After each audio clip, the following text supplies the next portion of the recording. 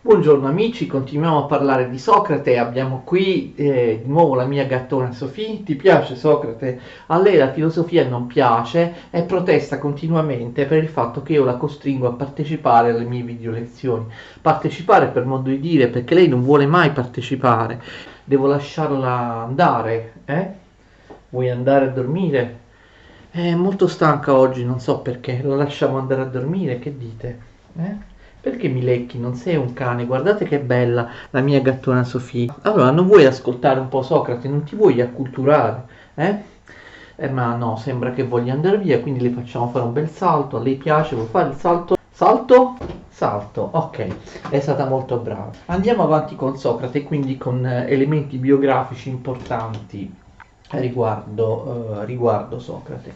Abbiamo visto che Socrate capisce subito correttamente, lo dice all'inizio dell'Apologia, apologia scritta da Platone, capisce subito che le vere motivazioni per cui lui è stato portato a processo, per cui il potere politico ce l'ha con lui, non sono quelle che sono state dichiarate impietà, ateismo, corruzione dei giovani, retorica sofistica e discorsi ingannatori e così via.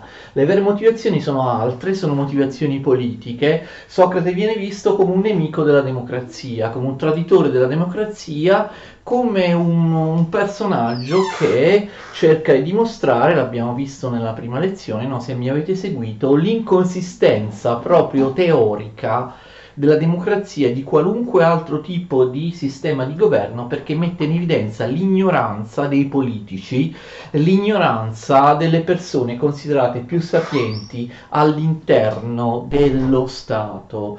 Ma Socrate potrebbe essere, attenzione, considerato un nemico della democrazia anche in un altro senso, cioè di aver appunto corrotto i giovani che poi hanno sviluppato delle idee e dei comportamenti ostili alla democrazia. Tra i discepoli di Socrate vi sono personaggi che tradirono la democrazia, adesso vedremo, proprio perché Socrate sa che l'accusa nascosta, la vera accusa contro di lui, che ha determinato il processo, è l'idea che lui sia un nemico della democrazia, uno che scredita la democrazia. Proprio per questo motivo Socrate vuole mettere in evidenza che lui è sempre stato un ottimo cittadino, rispettoso delle leggi di Atene. Socrate ha partecipato a diverse battaglie durante la guerra del Peloponneso, sempre con coraggio. Socrate rivendica questo nell'Apologia, nel suo discorso di difesa. Ricordate l'Apologia di Socrate scritta da Platone. Si è comportato sempre con coraggio in ogni battaglia. Lui ha partecipato a ben 3 battaglie della guerra del Peloponneso, non si è rifiutato ha combattuto, ha seguito gli ordini anche a rischio della vita. In particolare, in una di queste battaglie Potidea si comportò eroicamente perché invece di fuggire salvò la vita a Alcibiade, che poi sarebbe diventato uno dei personaggi più eminenti di Atene e il capo dell'esercito ateniese. Nella battaglia di Potidea, lui 429, se non sbaglio, nei primi anni di guerra, Socrate salvò la vita ad Alcibiade, divenuto suo amico e uno dei suoi principali discepoli. Vedremo che poi Socrate e Alcibiade, lo vedremo, erano anche amanti e saranno coloro che poi testimonieranno la dottrina platonica dell'eros, dell'amore platonico. Questo lo vedremo parlando di Platone. Salva la vita ad Alcibiade, d'accordo? Quindi lui dice: io ho sempre rispettato le leggi di Atene. Socrate inizialmente non fa politica, d'accordo? Non fa politica per un motivo che poi vedremo. Lui pensa di avere una voce interiore, un dio vero e proprio, che l'ha sempre distolto dal far politica. Ogni volta che lui pensava di entrare nell'agone politico, questo dio interiore di cui sentiva la voce al suo interno gli diceva no, no, si opponeva, non farlo. Quindi Socrate si avvicina alla politica in maniera timida e semplicemente perché viene estratto a sorte per far parte del Consiglio dei 500 del 405. Socrate, diciamo, lui è nato nel 470, non si era mai occupato di politica, però viene estratto a sorte, cioè perché molte istituzioni ateniesi prevedevano che i cittadini vi facessero parte in quanto estratti a sorte, anche i giudici del tribunale, anche i giudici del tribunale che giudicarono e condannarono Socrate nel suo proprio processo, erano cittadini che erano stati estratti a sorte. Quindi il Consiglio dei 500, lui viene estratto a sorte proprio perché lui rispetta le leggi di Atene, decide di ovviamente farne parte, non può fare a meno di fare politica in questo caso. All'interno del Consiglio dei 500 vi era poi anche un consiglio più ristretto che derivava da questo, che era la magistratura dei Pritani, d'accordo? Quindi Socrate partecipa in rappresentanza della sua tribù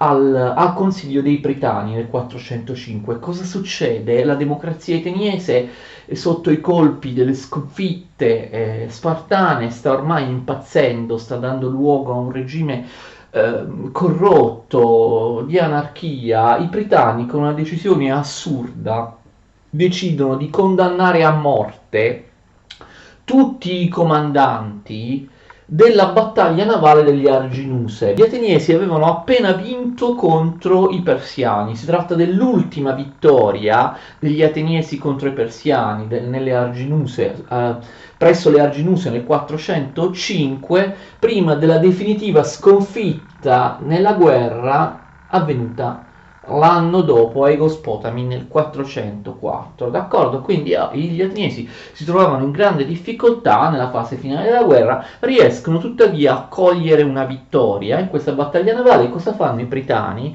Incredibilmente mandano a morte tutti i comandanti ateniesi che hanno vinto la battaglia delle Arginuse, gli ammiragli delle navi ateniesi che hanno vinto, hanno sconfitto gli Spartani e le Arginuse, con l'accusa, attenzione, di non aver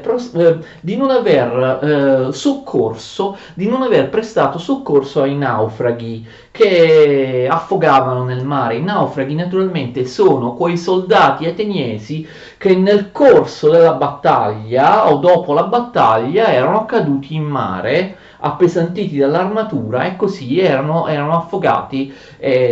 L'accusa ovviamente è assurda, rivolta nei confronti dei migliori comandanti dell'esercito ateniese. Hanno vinto una battaglia, cosa si fa? Li condanniamo a morte. Questo rappresenta ovviamente la follia, l'impazzimento della democrazia ateniese. Vengono tutti condannati a morte i comandanti che hanno vinto questa battaglia con l'accusa di non aver soccorso i naufraghi, i soldati ateniesi, i marinai ateniesi caduti in mare. Socrate, attenzione, è l'unico che si oppone. Socrate capisce che questo può essere uno dei motivi per cui il potere politico ce l'ha a morte con lui. Socrate fa notare che la sua opposizione era giusta. Socrate viene deriso perché è l'unico che non cede, capite, a quello spirito di vendetta, a quell'estremismo di cui era preda ormai Atene. E Socrate è l'unico dei Pritani che vota contro la condanna a morte dei vincitori delle Arginuse. Socrate fa notare non solo che quella condanna a morte è assurda, ma è illegale. Perché? Perché i Pritani non erano affatto un tribunale e non avevano alcun diritto di condannare a morte nessuno. Cioè, attenzione, la magistratura dei Pritani condanna a morte illegalmente i vincitori della battaglia delle Arginuse perché non è compito proprio fare dei processi, né tantomeno fare dei processi ai generali. Non potevano farlo, hanno abusato dei loro poteri, proprio perché tutte le istituzioni ateniesi ormai si comportavano al di fuori della legalità. Quindi Socrate mette in evidenza di fronte ai propri accusatori di aver sempre rispettato le leggi, di essere stato un buon cittadino, non solo ha combattuto durante le battaglie contro gli Spartani, ma il suo mettersi contro gli altri pritani, in questo caso, non ha significato violare la legge o andare contro la città o tradire la democrazia. Al contrario, Socrate è l'unico che ha preteso il rispetto delle leggi della Costituzione ateniese, che era stata tradita, era stata violata dagli altri pritani, che avevano condannato a morte i generali con una decisione illegale, perché non spettava a loro. I pritani non erano una magistratura, ma non potevano fare quel tipo di processo, d'accordo? Socrate quindi mette in evidenza questo. Come sappiamo, poi nello stesso anno 404, oppure nell'anno successivo 403, gli ateniesi si arrendono agli Spartani, perdono la guerra e, come abbiamo già detto la scorsa volta, la democrazia viene sostituita dal regime dei 30 tiranni nel 403 per pochi mesi. Attenzione, Socrate, di fronte lui si trova al processo, ve lo ricordo, nel regime democratico, che poi dopo pochi mesi aveva rovesciato il regime di 30 tiranni comandato da Crizia. Socrate, attenzione, mette in evidenza di non aver mai collaborato con la tirannia, con l'oligarchia dei 30 tiranni, d'accordo? Che avevano mandato in esilio personaggi come Trasibulo o Anito, il principale accusatore di Socrate, che, come vi ho detto l'altra volta, dopo pochi mesi riusciranno a rovesciare Crizia e i 30 tiranni, a uccidere Crizia e la maggior parte degli altri 30 tiranni e a restaurare la democrazia. Quella democrazia che mette alla sbarra Socrate nel processo nel 399 a.C. Socrate mette in evidenza di non aver mai collaborato con il regime antidemocratico di Crizia, dei 30 tiranni.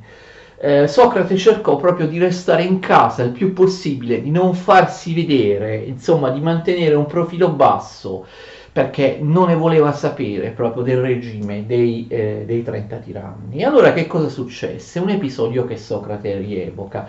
Crizia e i suoi ordinarono a Socrate e ad altri personaggi di Atene di andare a prelevare, di andare ad arrestare il democratico Leonte, che non era ad Atene, era a Salamina, per poterlo mettere a morte. Capite? Chiedono a Socrate, ma anche ad altri, di andare ad arrestare e a prendere Leonte da Salamina e di portarlo ad Atene, dove Leonte, povero democratico che non era riuscito a fuggire in esilio, sarebbe stato messo a morte da Crizia e dai 30 tiranni perché era un oppositore politico. Attenzione, Socrate si rifiuta, sfidando il potere particolarmente dispotico di Crizia ai 30 tiranni, si rifiuta di andare a prelevare il democratico Leonte. Socrate ovviamente mette in evidenza questo per dire: guardate, io sono stato un buon cittadino, non ho mai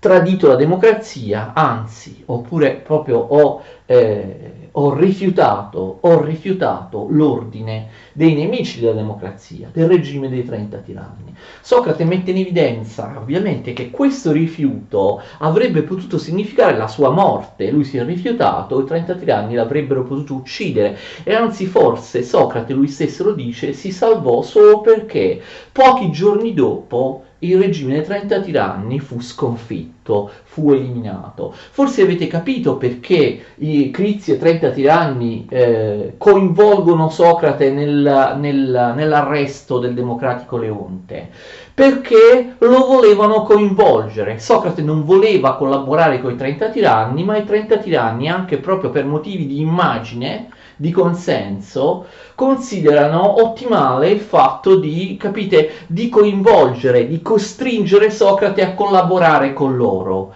In questo modo i 30 tiranni avrebbero potuto dire: vedete, anche il tanto amato Socrate in realtà sta dalla nostra parte, capite? Si tratta di metterlo in mezzo, di coinvolgerlo contro la propria volontà per potersene servire come arma di propaganda. Socrate però rifiuta, d'accordo? Rifiuta. Quindi dice: io non sono coinvolto nel regime dei 30 tiranni, e quindi dice: io sono sempre stato un amico della democrazia, ho sempre rispettato le sue leggi, non sono assolutamente un pessimo cittadino, non sono un nemico della democrazia, mi sono anche ribellato, vedete, alla tirannide che tanti democratici avevano mandato in esilio, compresi quelli che ora governano, compreso quello Anito che ora mi accusa al processo. Tuttavia, la nuova democrazia di Trasibulo e Anito nel 399 considera comunque Socrate coinvolto nel regime dei 30 tiranni. Perché? Questo è importante, perché il capo dei 30 tiranni, l'aristocratico Crizia, era uno dei discepoli preferiti di Platone. Non solo, ma Platone aveva tra i suoi discepoli, tra i suoi allievi, un altro grande personaggio che aveva tradito la democrazia ateniese, il già citato Alcibiade, citato nella lezione scorsa, no?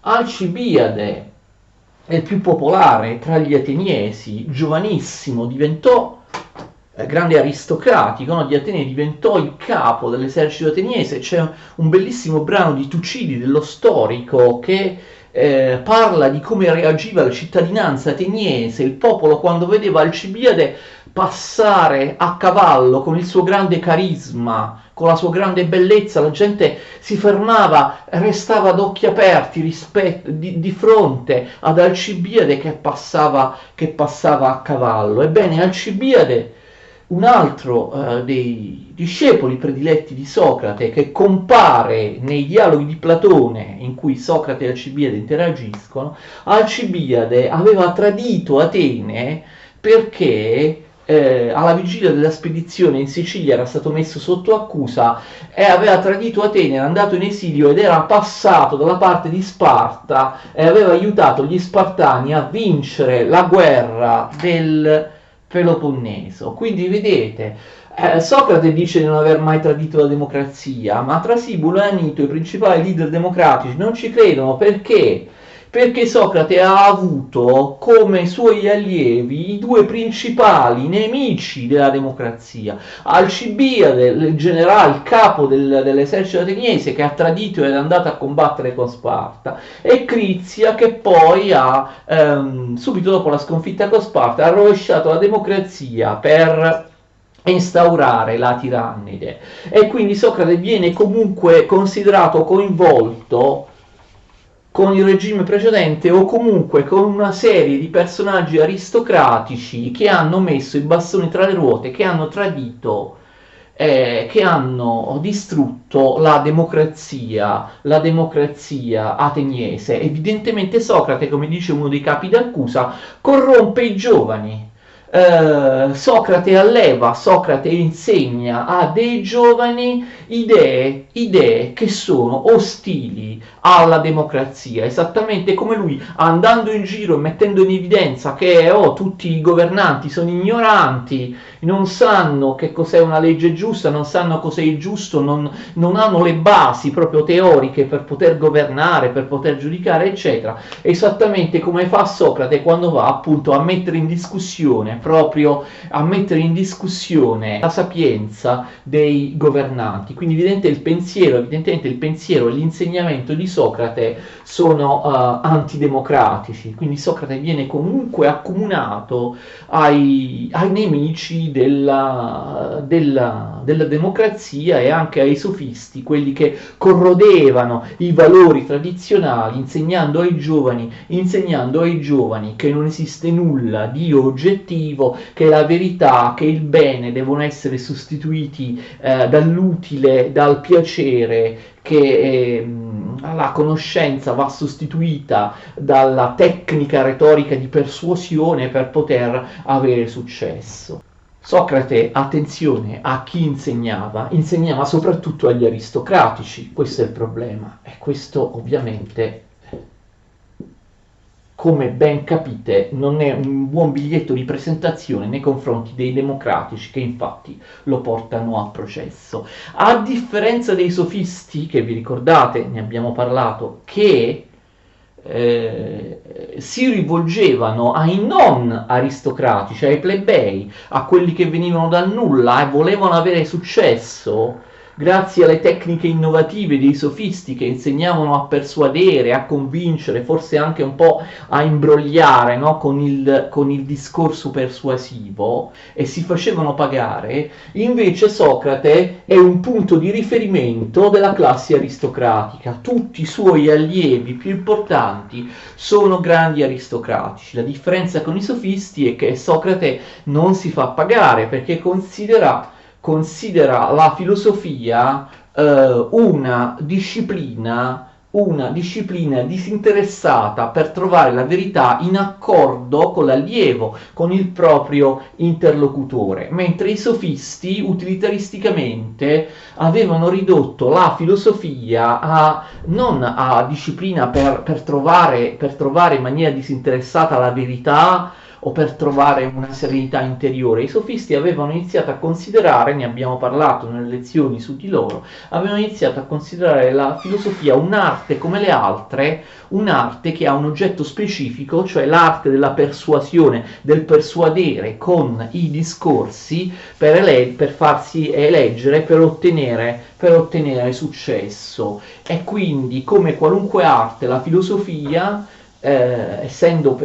siccome per i sofisti non vi era nulla di disinteressato, doveva essere a pagamento. Come il medico si fa pagare per sanare la malattia del paziente, il filosofo, che per i sofisti ovviamente è il retore, si fa pagare per insegnare qualcosa di tecnico, qualcosa che ha un'utilità pratica, cioè insegnare la retorica, insegnare a persuadere con i discorsi, che serve, una cosa che serve per essere eletti alle migliori cariche, serve a guadagnare, a ottenere clienti, ad avere successo anche nei rapporti interpersonali. Quindi la differenza di Socrate con i sofisti è che Socrate non si faceva pagare per i suoi insegnamenti, ed è anche il fatto che Socrate veniva prediletto proprio dalle classi aristocratiche, mentre invece i sofisti avevano come allievi prevalentemente i non aristocratici, quelli che si erano appena arricchiti, diciamo così, ad Atene. Quindi Socrate, pur non essendo lui, vi ricordate, di famiglia aristocratica, era comunque un punto di riferimento degli aristocratici. Di fatto Socrate, è vero, dice che di essere stato un amico della democrazia, di aver sempre rispettato i valori e le leggi della democrazia, però non per voler dar ragioni agli accusatori di Socrate, la tendenza morale e politica di Socrate era comunque una tendenza di stampo aristocratico, affine proprio agli aristocratici a cui lui piaceva. Socrate mette in discussione, se non la democrazia in generale, come magari lui ha ragione, non metto in discussione la democrazia, se non la democrazia in generale, Socrate comunque finì per rappresentare alla fine della guerra del Peloponneso quelle tendenze di di una critica aristocratica alla democrazia, non alla democrazia in generale, ma appunto alla democrazia ormai conquistata dalla corruzione, dalla demagogia e dall'anarchia, a democrazia che poi finì per perdere la guerra del Peloponneso con Sparta. Quindi magari non antidemocratico in assoluto, però certo critico di una democrazia che non aveva più valori, di una democrazia in cui andavano avanti gli avventurieri, i demagoghi, coloro che facevano dei discorsi impressionanti di fronte al popolo e così via. E quindi Socrate viene accomunato in questo modo ai sofisti e viene considerato un nemico della democrazia in generale, cioè del sistema politico democratico. Vi sono altre differenze tra Socrate e i sofisti. Dobbiamo dire che però Socrate ha anche delle forti affinità con i sofisti, magari molto più forti di quelle che la tradizione filosofica ha di solito accettato. Generalmente Socrate viene distinto dai sofisti come se fosse un vero e proprio avversario dei sofisti, ma storicamente era così. Questa è l'interpretazione di Platone, cioè che abbiamo un Socrate che è il contraltare, che è l'avversario dei sofisti, ma si tratta dell'interpretazione di Platone. Noi seguiamo l'interpretazione di Platone, che è quella più autorevole, ma attenzione con il beneficio del dubbio, con il beneficio di inventario. Platone ha interessi a descrivere Socrate in un certo modo, perché vuole fare di Socrate l'anticipatore delle sue proprie idee, delle idee di Platone. E ci sono altre fonti, attenzione, che descrivono Socrate in maniera molto diversa rispetto a quello che fa Platone, e che ci descrivono Socrate, ce lo descrivono con delle idee, con degli atteggiamenti o con dei modi di vita molto più simili a quello dei sofisti. Quindi ci si può fidare di quello che dice Platone. Se noi ci fidiamo di quello che dice Platone, troviamo un Socrate avversario dei sofisti, e non solo perché non si faceva pagare, per la sua visione della filosofia, che abbiamo già visto. Per lui era una ricerca disinteressata che viene fatta in comune, in accordo, d'accordo, in simpatia con l'allievo, con l'interlocutore. Entrambi sono ignoranti, entrambi cercano di arrivare ad una verità, ma in maniera condivisa, in maniera sana, in maniera sincera, senza ingannare l'altro. Esprimendo all'altro in maniera chiara le proprie idee, mentre invece, secondo Platone e secondo il Socrate che troviamo personaggio nei dialoghi di Platone, invece i sofisti tendevano a nascondere le loro idee, o comunque a persuadere relativamente a qualcosa che consideravano sbagliato, che consideravano ingiusto, che però poteva essere considerato utile oppure piacevole. Socrate invece non distingue l'utile oppure il piacevole da ciò che è il giusto, da ciò che è il vero, da ciò che è la sapienza. Attenzione, Socrate non disprezza assolutamente l'utile e il piacevole, ma dice che l'utile e il piacevole si identificano con la sapienza e con la giustizia, d'accordo? E con la verità. Quindi è impossibile, secondo Socrate, almeno il Socrate dei dialoghi di Platone, è impossibile che qualcuno possa provare piacere, possa ottenere l'utilità per se stesso se è ingiusto. E in maniera ottimistica, e noi forse diremmo moralistica, secondo Socrate soltanto il giusto, soltanto il sapiente possono ottenere l'utilità e il piacere per se stessi. Quindi attenzione, Socrate non è proprio vero che dice che la sapienza, che la giustizia, che la verità, la conoscenza sia disinteressata. Socrate sostiene che la conoscenza ha una ricaduta etica, morale e pratica. Soltanto il sapiente e il giusto vivono bene, serenamente, ottengono l'utile, ottengono il piacere, ottengono la felicità. Mentre invece, questa è ovviamente una dottrina molto ottimistica, mentre invece